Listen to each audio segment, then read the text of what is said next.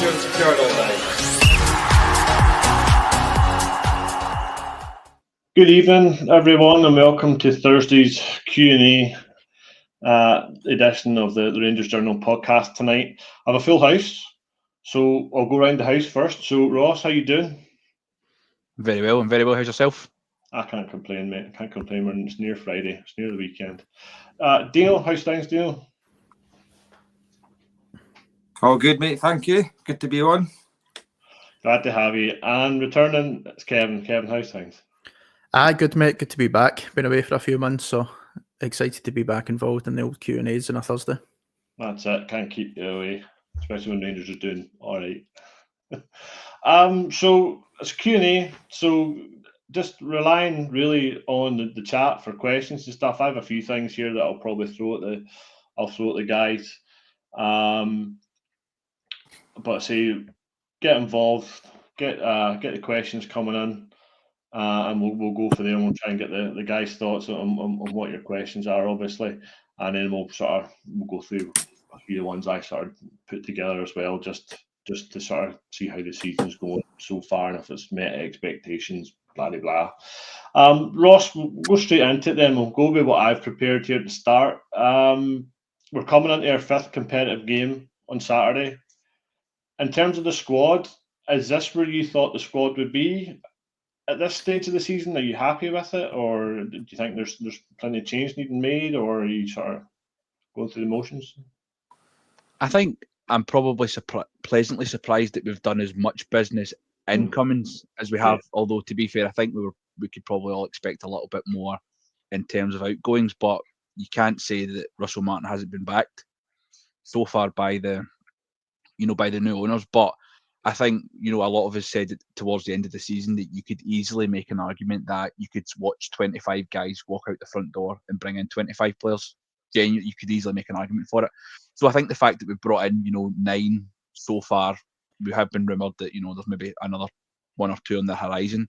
That could be a whole new starting 11, and we're only kind of, 3 or 4 weeks into the season. So there is still plenty of time, and I'm probably expecting more change. But I'm actually surprised that we've done as much business in, considering how stagnant we've been in terms of outgoings. We're probably trying to shift a lot of big wages off the books. Yeah, I think you're right. I think there's still plenty to be shifted off the books. Kevin, what's your thoughts then in terms of where we're at this point in the season? We're 5 games in. As a squad, are you happy with the squad the way it is, or are you looking for more movement? To be fair, probably similar to what Ross is saying. I'm happy with the incomings. I think we're in a pretty solid place. I think Barry, I've seen someone posting that they think we need 5. I don't think it's maybe as much as 5 as things stands. I think definitely a left centre back and a left back, and I'd be pretty comfortable. Obviously, we need to see who's going to leave, because I think that will really depend in terms of what incomings we'll need. Because if we see Eggman leave or Dessers leave, then we'll need to obviously have replacements in for them. Same way, potential if there's an opportunity for Raskin, who maybe gets moved on for a significant fee, would maybe need another centre mid in. But I think as it stands, the squad is bloated right now, and I agree with what Ross is saying. I think I definitely expected a bit more outgoings at this point. There's a lot of people some on the fringes, and some people that are just in Siberia altogether. You've got Ridvan, you've got like Ben Davies, etc. These guys need to be moved on as soon as possible, because the squad is bloated, and I'd imagine it must be so difficult when you're trying to organise training sessions and everything else. So, yeah, but happy so far with the incomings. Dino, then, just as the guys are saying there, obviously they're happy for incomes as well as outgoings. Is there any sort of priority positions you want to target? Even though, granted, like as we've seen with that, I think it was somebody uploaded the full squad on Twitter there. I think it was last week, and you've seen how big the squad really is. It is seriously bloated, and I think Mitch said we're going to need two team buses going to away games very shortly. Is there any positions you think that we should be targeting right now? Just echoing pretty much everybody else. I think the left back, left centre back is priority, mainly for first choice left back, because Jeffy is not that, and he won't be that. And Aarons has to be playing right back, so Ridvan's got 1 foot in Besiktas as it stands probably. So, and Robbie Fraser is deemed not good enough, because if he was good enough, he would have been playing ahead of Aarons in the games that we've had that he's played at left back. So that's always a major priority. And in terms of the way that Russell Martin wants to play, a left-footed centre half seems very important in the fluidity and the balance of the side. So they're probably quite as important as each other, I would think. It's because if you do think about it, we have, albeit John Souttar's filling in there, but he's actually been quite good the last sort of season and a half-ish in terms of injuries. But if he gets an injuries, all of a sudden we're starting to get itchy bums to think we need somebody to come in. And so I think we'll see somebody come in. And John Souttar is somebody, I guess, that's got to be given that new contract as it's up next season. So, and he's going to be a good squad option, I think. Left centre back, left back, and for me, I keep saying, I know Jack Butland's he's had a few good saves in the games that we've had, and he's done well. But for being the sweeper keeper that Russell Martin wants to play with, he just doesn't have that attributes for that. So I still think a goalkeeper is an important position, and there's been links. I don't think it's a coincidence that we've been linked with either looking at or making offers and whatnot. So, and then I guess the centre forward spot is obviously up for discussion as well. So, to be quite honest with you, I think they're all quite as important as each other, as far as I'm concerned.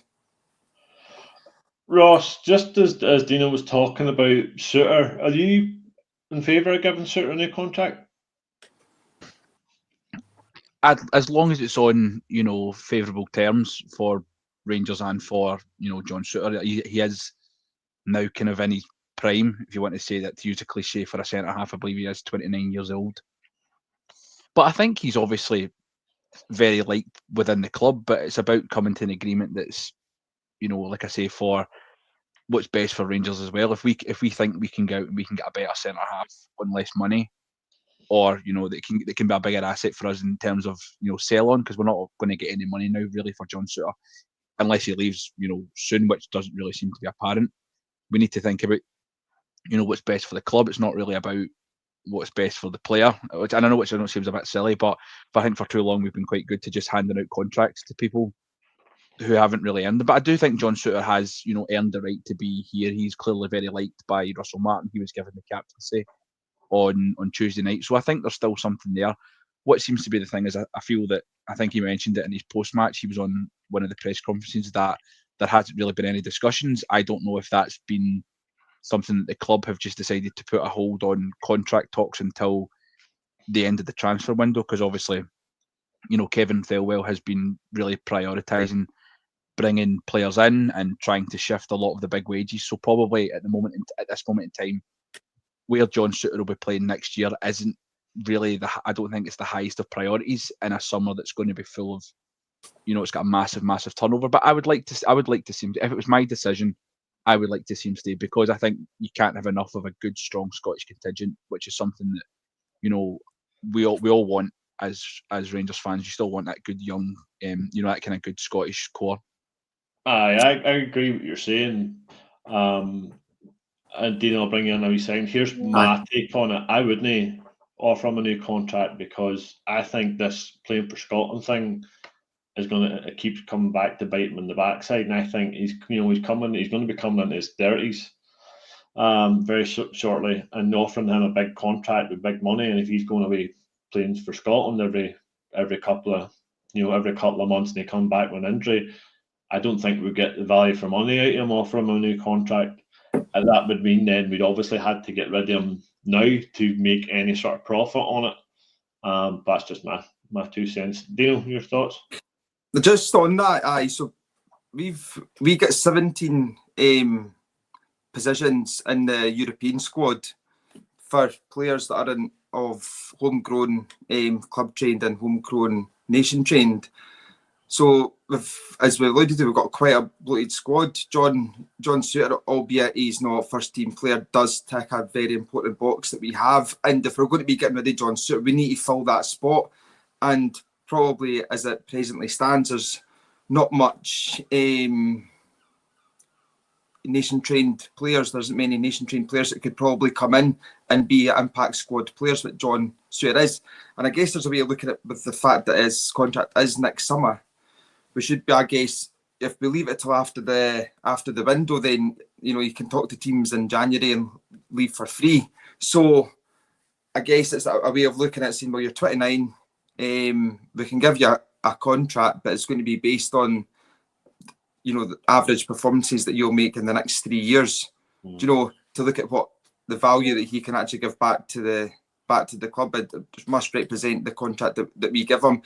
And albeit John Souttar isn't an asset, he's still quite an important player within the club. And like you said, he got the captaincy the other night, so he's obviously held in a relative high regard for Russell Martin.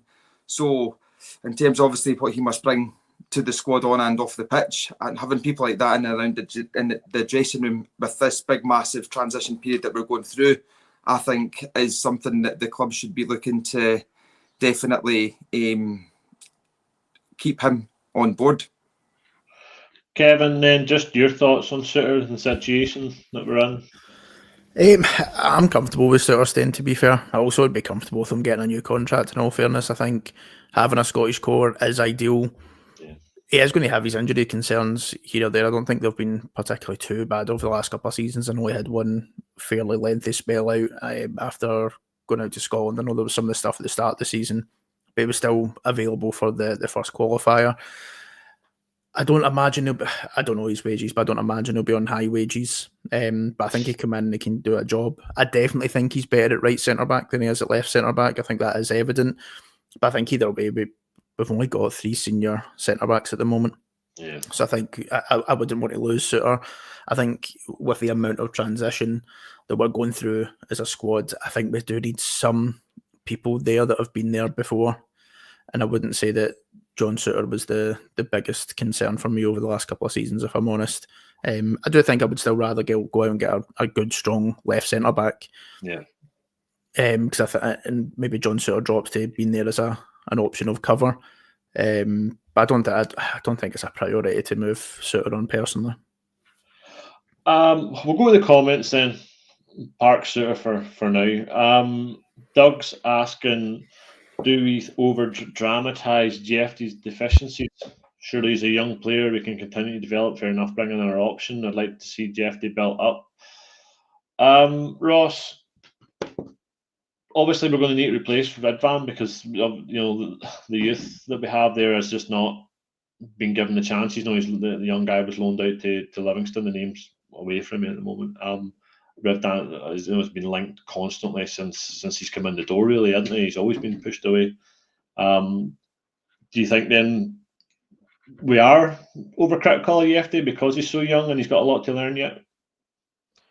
I mean, it's not like Doug to defend a full-back that can't, mark the back post and track his man. So, Sorry, Dougie. I think to an extent we perhaps overplay it, but you need to be realistic, and I'm not trying to discredit him by saying this, but we've signed a Brazilian left back who'd been playing in Cyprus, who was 22, and we signed him for 600 grand. He's not going to be perfect. He does have a lot of very good assets, and I think he's obviously a player that seems to blow a bit hot and cold, but he has the opportunity to learn. He seems to have a lot of, like I say, positive attributes in which you can harness. And it's about coaching the other parts into his game. And if he's willing to take on parts of what Russell Martin's game plan is, which he seems to be, I know he did say that he had a lot to learn and he perhaps wasn't the first choice left back. He would have rather played Max Aarons out of position. But I think especially last week in Athens, we've seen the benefits of having a left-footed left back come on and brought balance to the team. Yeah. At a time when we were really, really under the cosh in the second half in Athens. And I thought on Tuesday night, Jeffrey had a really decent game. You could see what he was trying to do. Perhaps as from what we were told, he played in Cyprus. He essentially did play as a left winger, so it's difficult for him to have to play, inverted and pull the ball more onto his right foot. It's got to be difficult for him to do. It's perhaps a little bit easier for someone like Tavernier, because Tavernier has spent the last 4 or 5 seasons moving into the middle during play. You've seen him kind of in the right hand channel. Yeah. So it's probably been easier for Tavernier to adapt to the game than Jeffrey. But there's plenty of time, and there'll be plenty of opportunities to do it, because he has, like I say, he's got all the ability to be able to do it. It's just about if he takes on what Russell Martin wants to do and can obviously provide the positivity whilst working on the defensive deficiencies that are there. You can't get away from that. He can get beat quite a lot. He doesn't track his man. He can get a bit kind of unaware of where he is. But every young defender gets like that. We can't all have defenders that play like Maldini. We're just not going to get that. So you need to be realistic. And I think he perhaps has been a little bit, chastised a little bit too much. So, I think there's an opportunity, and I think there's a spot in the team for him. Kevin, would you keep Jefte in the team, or would you bring somebody else in and then deputise Jefte to adapt the new person, depending on quality? For me, I probably wouldn't sign a left back on the basis of that Jefte's guaranteed to drop out. I think Jefte is a good, young, promising player. I think he definitely played a lot more minutes than what Rangers originally planned last year. I think we went into last season with Red Van being the number 1 left back, but just unfortunately, the thing with Red Van is that he's just picked up too many injuries, so we had to rely on Jefte a lot. I think he's definitely got loads to learn, especially from a defensive aspect. And I know Martin was talking a lot about how he's having to learn and adapt to the role. I'm only imagining that inverted fullback position. But I think with stronger centre backs and a lot more organisation in the back, it can maybe benefit him. I like him. I definitely would like to keep Jefte and let him battle out for a space in the left back position, because by all accounts it looks like Red Van's going to be going. And although Robbie Fraser showed flashes of what he could do at Livingston, I just don't know if he's ready for Rangers yet. So I think to definitely go and get another left back to go and compete for that left back spot. I'll go back to the comments again. I started a few here away at the start, and one I thought was quite good. Dino Del Smith's asking here, do you think we're still interested in Dor Turgman? He's definitely one player we've really wanted this window. He seems to link to everyone in bar the Ibiza final boss. Very on trend. Did you see much of the guy? Did you whenever it was first sort of rumoured they were in for him way back when? You're muted, mate. Yellow card, sorry. That's one of the things that I was unaware of, was him. Hadn't heard of him ever. Looked at YouTube, seen his stats, seen the interview that we did with the guy. So he very, very much would, I think, come in and be a success based on what we've all seen and what we've all heard. And for the money that we were touted about, apparently going to be spending, I think it was around about the 5 million mark, if my memory serves me right. So.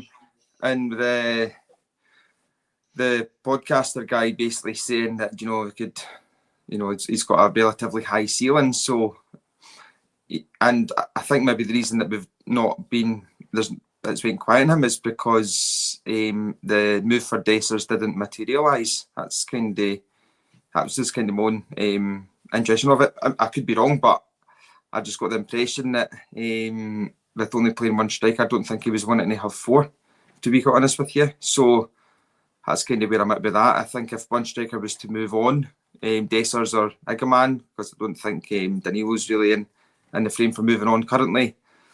I think you would see the links coming back out for is it Turgaman you pronounce it? Something like that. Probably butchered it more what we was trying to do apologise if I've offended anybody, but if he's still available, obviously if one of them move on, and I kind of fully anticipate the club to go back in for him. No, I think you're right. I think Danilo's in that position where I don't think he's done enough to warrant somebody wanting to come in for him at the moment. He had sort of sent okay pre-season, but we didn't really get enough a lot of games, pre-season games. We really should have been playing more, but the circumstances we had at the time. And Dessers, whoever came in for Dessers didn't meet the valuation. Simple as that. Russell Martin was quite clear on that. I think I agree with you. I think if he did go, then we probably would have jumped and probably would have went for it. So it's interesting to see. This could be one of these ones that goes right up to the wire in terms of the window, depending on how things go, especially with Iggy, because he's sort of the missing man at the moment, really, isn't he? We haven't really seen him. Mm-hmm. Kevin, are you expecting Iggy to be here for the start of for obviously after the transfer window, or do you think he's the only one that's going to go? Nah, he'll be gone. I don't believe for a second that he's injured. I think this is all heavily linked around the fact that he will be away. Whether Turgeman is the one that comes in and replaces him, I think that would be more like for like. I thought if Dessers was potentially to go, then we'd maybe opt for a more experienced striker to come in. I think with Iggy going, I think Turgeman's probably the perfect profile that we would look to go and get, someone that is young, similar ages, if not the same age as Iggy. And probably at this point, I'd be pretty comfortable with Iggy going and Dessers staying. And I don't think I would have actually said that last season, but I know this is going off topic slightly, but I thought Dessers was excellent the other night. And it just shows you what he can actually do when he's got two options at each side of him. But I thought his hold up play and everything was spot on. So yes, I do think Iggy will be gone. I don't think he'll be here for the season. Somebody's saying he's staying. I disagree with you. Folks, get more questions in here. I still have a few saved here that I'm keeping. So we'll jump then, obviously, from transfers and stuff. We'll go and look towards the Champions League and potentially Europa League. Ross, Colin asks, if cash money incentive aside, do you think the lads would be ready to compete at a Champions League phase level, or would another season in Europa League be more realistic for this team? I think we all want the Champions League, but we need to perhaps be realistic that it might be a step too far. Although I would say that I think I'm probably one of the few people, I don't know if you would agree, I actually quite like the revamped Champions League. To an extent. I understand that it has become essentially an iteration of the Super League in all but name. Do you know what I mean? When you've got 6 clubs from England qualifying for it, automatically is a disgrace. Frankly, it's a disgrace. But what it does essentially give you is it gives you basically a 2 and 3 shot of qualifying to some degree. Obviously, the top 8 go through automatically to the last 16, but then you do have a playoff round, and you play against teams that you do have the opportunity, to beat. If you look at, and obviously I don't want to, obviously it's the only comparison that we have is obviously Celtic last year. Celtic didn't have a particularly strong campaign, but what they did do is they got a couple of results against teams that were below them because of the way that the seeding works, and it basically allowed them to push into the top 24 to give you that guaranteed playoff spot. So I think we'd be more in with a shout with it now than we would have been perhaps 2 or 3 years ago, like we experienced when we did qualify, and albeit we were badly equipped for an incredibly difficult group. I don't think you can actually underestimate how difficult the group we were given with Liverpool, Napoli, and Ajax. It really was a group of death, and it's become. I know it wasn't good enough, and we've spoke about that to death in the past. But I think the Champions League now actually gives us a better shot of, getting something out of it, because of obviously the way the seeding goes, that you play more games against teams that are potentially in lower pots, if that makes sense. You know what I mean? Because obviously you do play kind of 2 pot 4, 2 pot 3, and so on and so on. If we went into the Europa League, it's not a disaster. I think we're not, you don't want to get too ahead of ourselves, but we're in a very, very good position of at least making the playoffs for the Champions League. So you've got the financial gain of that. I think it's an extra €5 million for just being in it, so that we do have that, and we've proven that the Europa League, like I said, for the Champions League, us being a good Europa League team when it was the group stage, we're now in a much better position with it being this league phase that gives you a better opportunity to qualify for a team like us. So in terms of where we would be, I don't actually think it makes much of a difference in terms of we as a team. We want to play in Europe, and I think we're obviously guaranteed, group stage football. But I would like the Champions League just because it's been too long that we've not been in it, and I think we would really be able to kickstart, what we're trying to do with that extra cash injection, I think it would be worth it. And then, don't get me wrong, you'll be playing better teams and we might take a drubbing or two. And you obviously got to balance it out because it happened before and we weren't prepared for it. It really killed the confidence. But I don't think we'd be as ill prepared for it this time. No, I think you're right. I think it'd been so long since we were in the Champions League when we went back to it, and there's so much has changed in terms of the money that's involved in it. Has went through the roof since we were last in it. The quality of the teams, like the Premier League's a superpower now, and like even Ajax at that point when we faced Ajax, they were had dozens of these 20, 30, 40 plus million pound players in that squad, and then it's Napoli. I don't think we should have beat PSV to get through the way we did. You know what I mean? I think that was a big shock, and but that's the table that we want to dine at because that's where the big money is, and it dwarfs because if you've seen the finance breakdown last year where it showed you where I think it was the team that finished bottom of the Champions League got more money for the team that ended up United. I think they were in the top three of the top three finishers Europa League. There was only a couple of 100,000 in it between the money there, so that's where you want to be. Kevin, what's your thoughts then? Would you sacrifice the Champions League for another year? Happy enough with the bread and butter Europa League? We're comfortable. Nah, I would say it has to be the Champions League. For me, I think the board as well. That's why they've bought into is that they want Champions League football. I think what you'll probably find is we might end up getting a late on marquee signing if we were to go and get Champions League football as well, like a real good statement signing. And I think Ross touched on it. I think that the closest comparison in this sense would be Celtic last year. I thought Celtic's group stage games or league phase games were easier than whatever's were in the Europa League. So I think it could just be the luck of the draw, really. We could go into the Champions League and we could get a really favourable draw, similar to what Celtic got last season, or we could go in and it could be absolutely howling and get absolute solid teams. But I think the thing with the Champions League is that you're guaranteed that money as soon as you enter, whether we lose every single game or win every game, then you're guaranteed that money. And I think that's what the board will be looking for, because that's how we then kick on as a club year after year, is by getting that money. And this is probably going to be, is this the last season where it's going to be, I say easy, but easy-ish to get into the Champions League, because I think it's only the league winners that will get in from next season, and even at that, they have to go in at qualifying round 2, similar to what we've done this year. So I think this is probably our biggest opportunity to try and get into it, and it's probably the easiest path we could have got this year. I know we've came through Panathinaikos, which was a tough draw. I thought Plzen was a favourable draw, because I think this is maybe one of the worst teams we've potentially played in a qualifier for the Champions League. And then obviously it's potentially going to be Bruges. I know they won 1-0 the other night as well. So I think that it's achievable, I think, as it stands to go and qualify.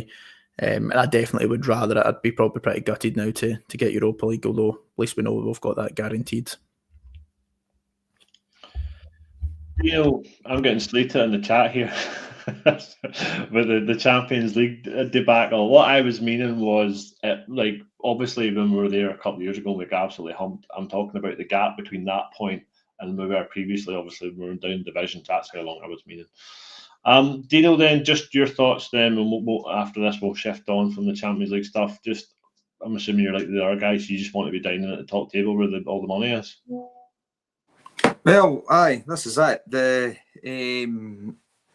They've no, look, at the end of the day, Europa League arguably is our level, and that's apparent in our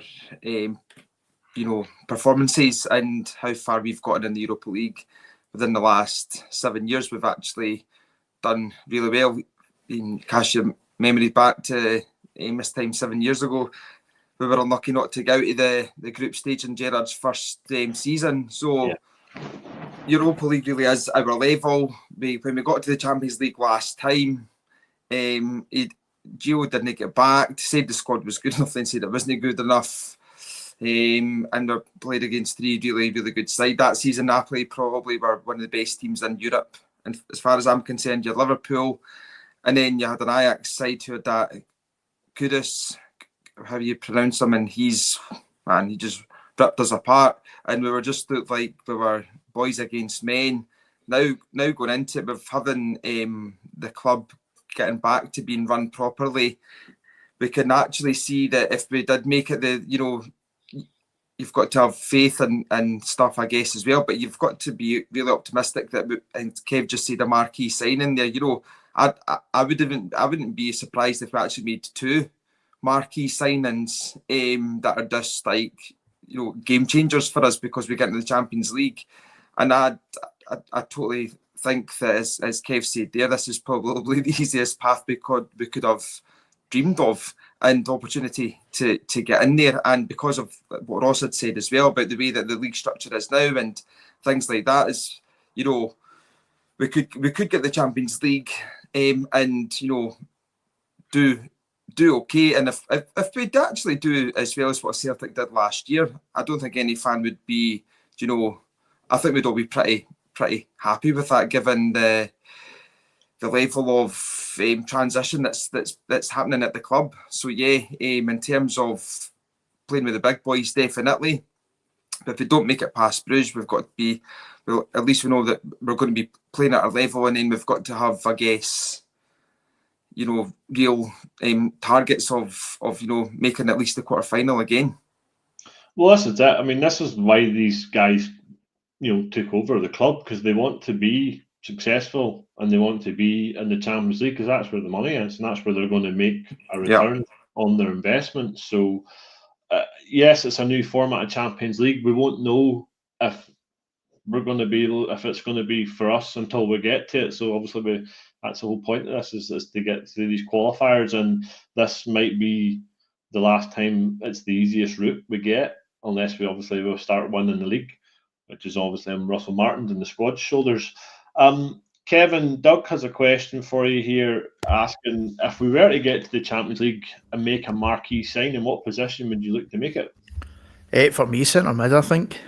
See that right centre mid position, which I know is probably different from what most people think. They're maybe thinking winger or striker. But I think for me, right centre mid, I know there's some Diamonde lovers out there. I just think he slows the game down too much. And I actually thought if there was an option to move Diamonde on ahead of Raskin, I would definitely opt for that. But I think a right good top quality centre mid is probably what we can be lacking at times. I think especially if Russell Martin's want to play this quick, flowing, forward-thinking football, I do think sometimes our centre mids can slow the game down. I do like Rothwell. I think he plays in the half turn really well and he gets the ball moving. But I thought when I looked at it the other night, we were the dominant team. I thought Diamonde just gets dispossessing the ball so often, turns his back on play, constantly looking to twist and turn all the way throughout the game, and I just think it slows us down. Whereas I think I would be looking to see if we can get a right good centre mid in as a marquee signing, because I'm pretty comfortable with the wide options that we've brought in. I think we're probably pretty top heavy there now, I would say, depending on where Mikey Moore fits into it. And striker wise, I think I'd be happy with Turgerman. I don't think that would qualify as a marquee signing. I think the fee's probably going to be anywhere between sort of 4 and 6 million from what I've seen online. Like, I'm talking about a proper, I was going to say an Engels signing, but not particularly him or his quality, but the price tag of going and getting yourself a right good centre mid that's maybe goes and breaks our transfer record. Ross, I think that's what a lot of people were expecting when this takeover was announced. It was, here comes the big money signings again. We're going back to the Tore Andre Flo days and things like that, which when you actually think about it, probably gives you nightmares. So say we hit the Champions League, what would be a ballpark figure for a marquee signing for Rangers Football Club now, today? I think, based on obviously the way we've been over the last 6 or 7 years, the way we've been run, Ryan Kent's fee was a marquee fee for us, because we weren't spending, we hadn't spent that kind of level of money for, nearly 20 years. I think it was the highest fee we'd paid since Mikel Arteta in 2002. But, within that time, people forget, I think we spent 6 million on Danilo. That could have been a marquee fee. But, it's not worked out.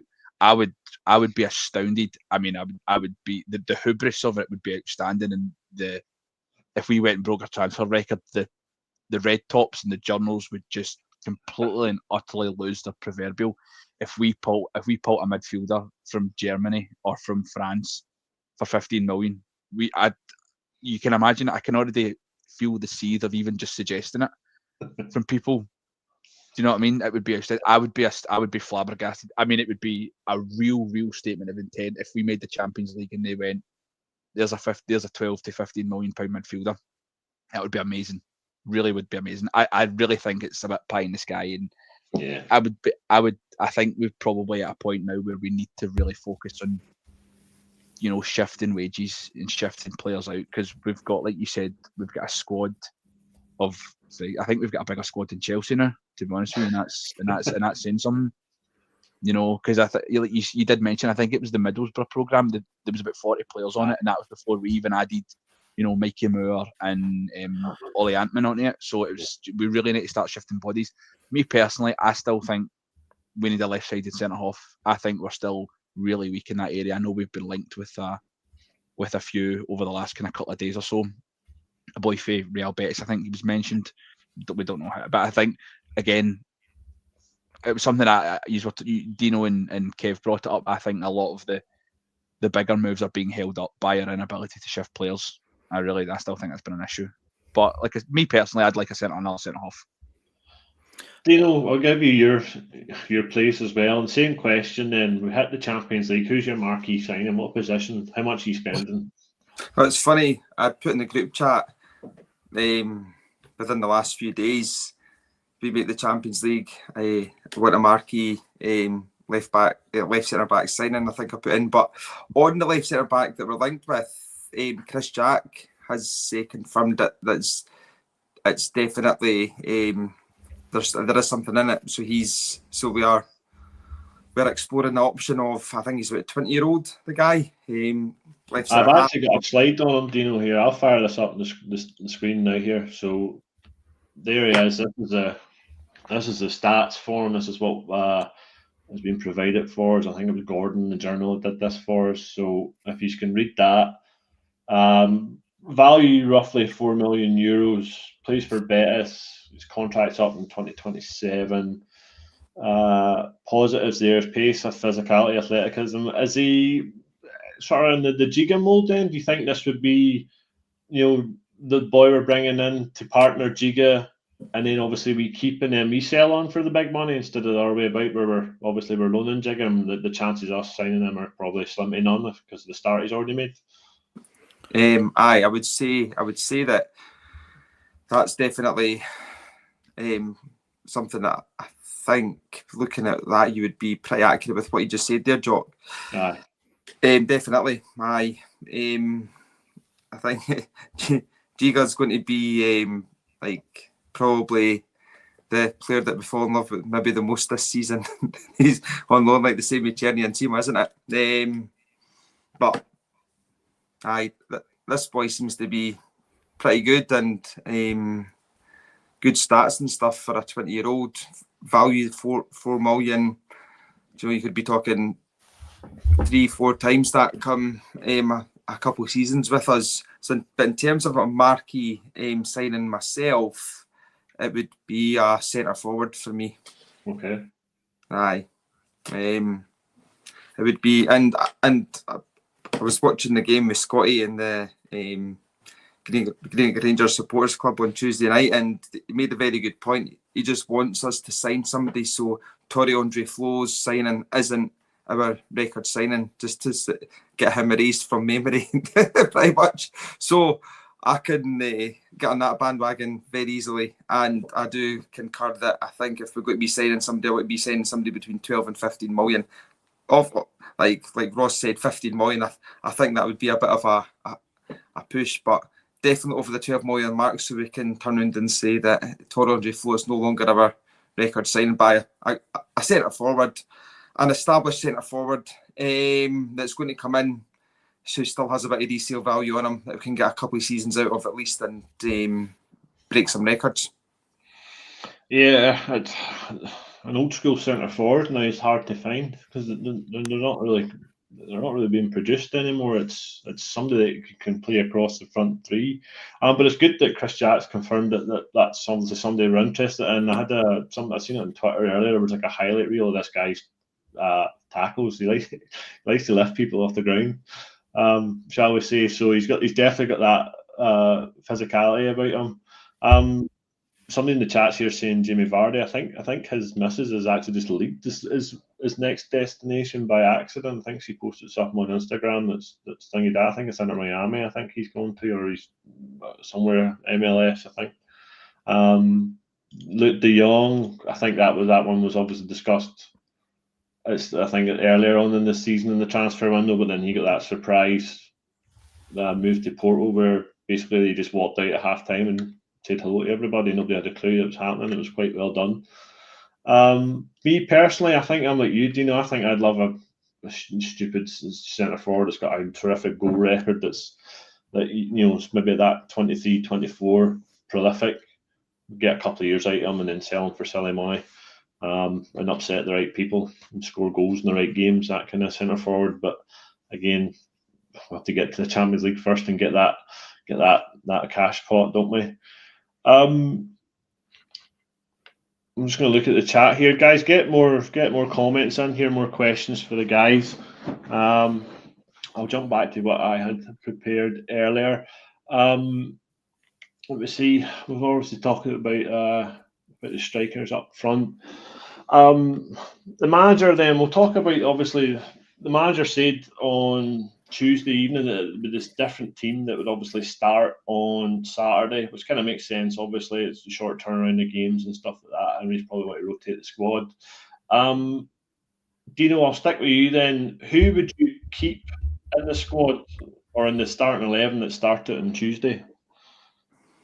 To be honest with you, I would actually prefer to have us go in with our strongest team possible so we can get 3 points on the board.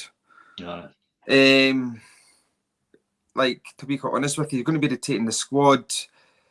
League form's not great. Players don't turn up in the league. I don't think Russell Martin could afford to drop. Well, he could, but, dropping more points second game. No, I want us to go out and, get a 3-0, something like that, 3 points. Then into the game against them, second leg, you could maybe rotate 2 or 3 bodies and still have a team good enough to go out and get through to the next leg. That's kind of where I'm at. But I wouldn't be rotating anything, but who am I? Kevin, just who would you keep, or would you change it at all, or would you? I mean, in an ideal world, I would like to just keep it as is, but the fact that he said there's going to be changes, that there will be, probably one thing we can agree is that he's true to his word, Martin, as seen in his team selection during the week. I think you might see the likes of Rothwell maybe drop out to be rested, and Raskin comes in and plays in the 6. I think it's clear to see Raskin is a better 6 than he is an 8, although I do think Rothwell maybe just... I think he maybe suits Martin's style a bit better than what Raskin does, which is unfortunate. But I think Raskin might come in.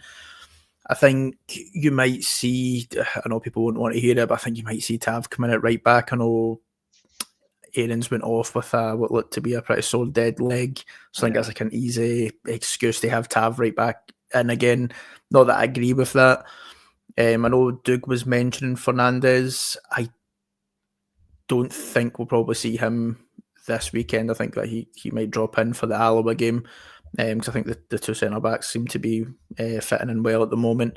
I can try to think if I would make any other changes. I hope Lyle Cameron remains to start. He was he was potential close to man of the match if it wasn't for Gassama being so good as well as Antman. I think it'd be hard to even see Danilo coming in ahead of Dessers, because how well Dessers done. So I think probably for me, I think you might see Tav come in at right back, and you might see Raskin coming in for Rothwell to give him a bit of a rest for during the week again. That's about it for me. Ross, yourself, any changes? Anybody? Do you want to see the same team? Obviously, maybe the enforced change probably Tav, but anybody else do you want to keep in the starting lineup going forward? I'd be wanting to keep it as close to the starting lineup as possible. I think what we've got there is a team that clearly play the Russell Martin way better than what we've had so far. So I think it would be unwise to try and break it up as much as possible. Yeah. And like Dino said, it probably in the next week, as silly as this sounds, getting 3 points against Dundee is so important for us. We need to get going in the league. We do have a little bit of leeway against Victoria Pilsen, so we might make more changes for that game. And then obviously when we play Alloa next Saturday, there's a chance to bring in, Curtis might start, Fernandez might start. We might even see, Asgard, if he's fit, he might get an opportunity to come in and play just to get some minutes in the legs, depending on obviously the injury. We've been told it was kind of 4 or 5 weeks. In Rangers world, 5 weeks equals 7 months, and then 7 months, 4 games, and then release at the end of his contract. But like I say, I really would like to just, without sounding too disrespectful, I want to just go blow Dundee away, get 3 points on the board, and then maybe we can make changes after the hour mark if we've got a more comfortable lead. So I'd like to try and keep it as close as possible. But you did say if Max Aarons is perhaps out, then probably Tavernero come back in. But you want to keep the stability of the team, I think, anyway, and I think that's the most important thing. Yeah, it all worked. Everything worked. Everybody was in sync. It was good to see. Dino, Mitch is asking here if we go 2 up inside there, fingers crossed, maybe more. Do you bring in youth and who on Saturday? Dino? Oh, did you say me? Sorry, I didn't hear you say my name. Sorry, my bad, lads. I'm sitting there watching. I didn't hear my name. That's my red card. Basically, I would definitely bring on the youth for sure, and it would probably be Curtis and Bailey Rice I'd bring on, and maybe depending on how well the strikers playing, maybe give Josh Gentles a wee taste maybe, because he's somebody I know it's probably the Alloa game that we might see him, but yeah, I want to see him as he's meant to be quite a good young centre forward. So I would like him to get maybe even a wee 10-minute cameo or something at the end. But in terms of the round about 60-minute mark, I bring the main boys off, get Curtis on and get Rice on to see what they can do. But we know what Curtis can do, but see what Rice can do in a Russell Martin system, because have we seen Rice yet this season? Only in the friendlies. Only in the friendlies. I don't think it came on. Aye, that's right, centre back, eh? But so I'd like to see him playing centre mid for Russell Martin, so that's what I would do. But only if we're 2-0, I'd maybe say 3-0. If we're still sitting 2-0 at 60 minutes, I guess a bit more of a gamble, but it's at Ibrox, isn't it? So, well, I agree with you here. For a hill that I'd be wanting more of the 2 up before I start bringing on, if we're looking at the younger team. And then Thomas says looks like Rice is going on loan. Probably at this stage, I think it's probably the best thing for him. So he obviously featured in the pre-season games, but he was really trialled at centre back, wasn't he? Sort of different experience for him. I'll go with Mitch again here. Following that question, is a big higher confidence after Tuesdays where it clicked, and it's equally important to start breaking the youngsters into the team and fill them with confidence. Yeah, I guess that. And so obviously these guys that were brought in, Kevin, are quite young. Gassama and Ant-Man and the young boy for Spurs, the Moore. As a young team, we're building now. Yeah, I definitely agree. Playing the ones that we've obviously signed. I don't know if I am in the mindset where I would give the youth a chance right now. I think we just need to get into a place where we're blowing teams away and building a real good momentum of just going into games and making teams fear us. Especially 3rd season in a row, we've had a slow start in the league campaign. I think we just need to get into a space where we're battering teams every single game and running over the top of them. I think our squad's big enough that at some point throughout the season we can start to breed some young players in. I think Curtis, who I know has been mentioned in the comments, I think he's going out and there's a possibility for him to go out on loan as well that I seen just before I came on the podcast. which I think could probably be good for him. I think there's a couple of Premiership clubs that are Scottish Premiership clubs that are interested in taking Curtis on loan, which I think could be good for him. So I think his options potentially could be limited, especially with Ant-Man and Gassama, that they're going to be the starters, right? And there maybe is potential for another one coming in with the fact that we're maybe exploring a loan opportunity for Curtis. But yeah, I don't think at this early on in the season it's too important to bred the youngsters in. Apologies, Mitch. I know you're all for the youngsters breaking into the team. I think there's plenty of time in a season for that to happen. I think right now we just need to make sure we get our heads down and turn teams over every single week. So yeah. Ross, do you think we'll see Cortez on Saturday? I don't think so. I really don't. I don't think it's maybe, perhaps, but he's just another one that's just. I think he's not really been seen. I think in the kind of the competitive games. I don't think. Am I right in saying? I don't think to come off against Panathinaikos. I don't think he's he was playing at wing, but he was essentially playing as a wing back against Middlesbrough in a friendly, and that just screams sticking a guy in just to get a turn at him. It's been an absolute disaster of a signing, to be honest with you. And like Kev said, I don't think it's a coincidence that we've been linked with wingers at the backside. We've brought in Gassama, we've brought in Ant-Man. Ant-Man's probably more akin to what I think Cortez should have been. I thought he would have been more fast, direct, with the ability to whip balls in, whereas I think Gassama's perhaps got a little bit more ability, maybe he's got a bit more of a trick or two. Yeah. And Moore is obviously, I don't know a lot about Mikey Moore apart from he's got a really good reputation and he's clearly very talented to come through the Spurs academy, so. But I think Cortez is well in the pecking order, and the fact that he's here is basically because of really, really bad contracts that have been written by, other people. But we're all getting into that. I think that's another point that we've maybe for another day to talk about legacy deals.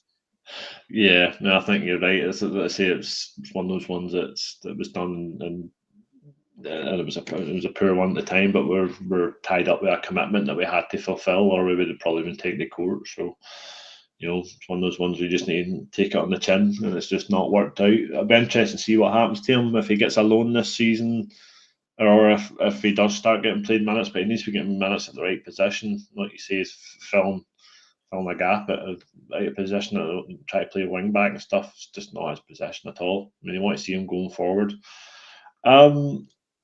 Do you think we'll see Curtis at the weekend? Do you want to see more Curtis? Aye, I'd definitely be having him involved. I think given the lack of opportunities for him to, no reserve league, no B team, things like that, and he's, in the first team squad, I think you've got to, as I said, give him opportunities because he's only going to get better, and we need to develop these players and not have a Kai Kennedy situation where he was touted to be. I'm just trying to think of a similar player in similar position.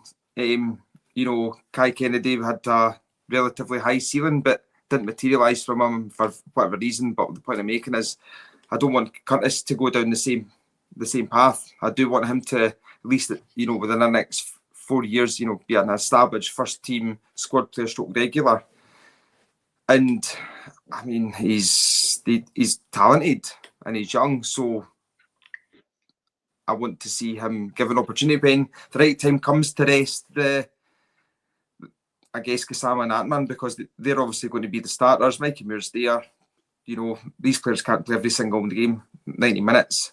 So Curtis is a good enough squad player option at this minute in time. Yeah, no, I think you're right, and he showed I think under Russell Martin, I think obviously the signings that Kevin Thelwell and Dan Purdy are bringing in are young signings, but they've got that raw potential, but they've also had some exposure to first team football, whereas obviously Curtis has come up through the youth ranks and has been promoted up from the B team or the under 19s, and was scoring goals for fun. Martin doesn't seem like the sort of person that is going to hold back player growth, player potential. He's he's kind of happy to chuck them in at the deep end and see how they swim, because he's done that at every club he's been at, and he's brought some great players through. At every club he's been at, there's always been one or two wee gems that's come through the youth system that have been there for him. I had a question there, Star. I need to try and find it. It was from MMMCK, and I will just go around. Just this, the last question, just to finish us off, folks. As it stands, what's the minimum expectations given this season in the current squad? What would you be classed as a realistic season? I'm only one game in.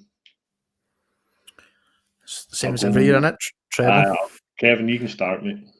I think it's same as every season, treble. That's always what you got into every season with the aspirations of winning. Obviously, if that turns out or not, that's a different story. But I think probably minimum we want to win the league, and if we can make that a double or a treble, then amazing. We'd always say a good run in Europe. I think if we can qualify for Champions League, I think the league campaign's the most important thing. We need to get back to winning titles again. It's just been so long since we've been in a place where it's been that consistent. I've got my wee boy going to his first game at the weekend, and I want to see him grow up watching Rangers winning league titles. So hopefully this is the first season on the route to that being the case. Ross? It's got to be the title. It's the aim every year. I don't think it's... I think that the day that we start changing any expectations to anything other than the title is the day that, we've lost our football club. And I know it sounds a bit dramatic, but Rangers should be winning the title every year, and that's just the be-all and end-all. The cups, you want to win the double, like Kev said. The trebles, you'd want to win the treble. It's amazing. It's been far too long since we've even had the opportunity to win a double, never mind the treble. Excuse me. But yeah, that's the title. Simple as. If we win the title this year, it would be absolutely phenomenal. One of the best. Dino? I think minimum league and a cup double for sure. Do think though, if we win both the cups, do decent in Europe, goes to the last game of the season and we just miss out on the title, I think that's a massive improvement from the season before, so it can only be seen as a successful. We don't want to be losing a title, another one, and them getting further ahead of us. But I'm just trying to be realistic in the sort of where we were and where we're going to be. But if we can win the title, like Ross said, it will be one of the best ever. Like them dominating Scottish football for so long, and Russell Martin and his first year in charge, I think with the circumstances, I think it would be a very, very well appreciated and respected league title if we get the end of the season. And we've got to win a cup as well. We can't just be winning leagues. We've got to be putting our name on the Scottish Cup and the League Cup as well consistently every season. So definitely at least a double. Like Kev said, a treble would be absolutely phenomenal. Yeah, no, I agree. I think it's as somebody said, their young fans deserve to see Rangers win trophies, and us older ones are spoiled because we're just used to Rangers winning a league every year or a treble every couple of years, and it's just something you kind of suppose you can't take for granted really. And then obviously it took long enough, and everybody came back up the divisions, and then JR done the one that needed to be done the most. We managed to get that, and then we've always either been the masters of our own downfall since when it comes to being close, and granted we've had quite a lot of bad luck in some of the cup competitions as well, some of the cup finals. I do think we should have more trophies to show for our name since we've come back up, but we'll not go down that route because again that's another podcast on its own, isn't it? Or a whole series. Kevin, just before we go, Doug's asking if the wee one has a favourite player. I seen that, no, unless it was like a Minecraft character or something like that. He'd maybe give that a bit more off the top of his head. He's only 5, so maybe he'll pick a favourite player after this weekend. I'll wait and see. But as it stands, no yet. His favourite number's 10. I can't even think off the top of my head. Is that Lyle Cameron this year? I can't even remember who it's Deal. Okay. Can't be having that. No. Can't be having that. No, after the start of this season, he said. But no, I'm sure. Hopefully, I can pick a favourite player after this weekend. No, that's it. Hopefully, like you say. Just before we go, folks, we'll just round up and just say thanks to everybody for joining us. And I'll give a shout out to our pod sponsor, which is Off to the Match I Go. If you head to the website and take a look at all the Rangers stuff they have there, once you get the checkout, just put Journal 10 in and you'll get 10% off your order. Thanks again, everybody, for joining us. And just remember, every night's the Rangers Journal night.